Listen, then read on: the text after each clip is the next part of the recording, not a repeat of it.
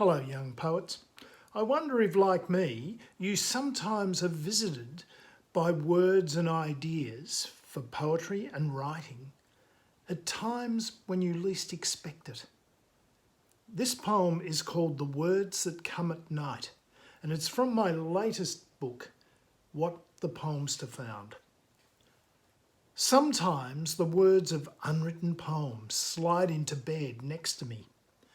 They nestle on my pillow and whisper in my ear.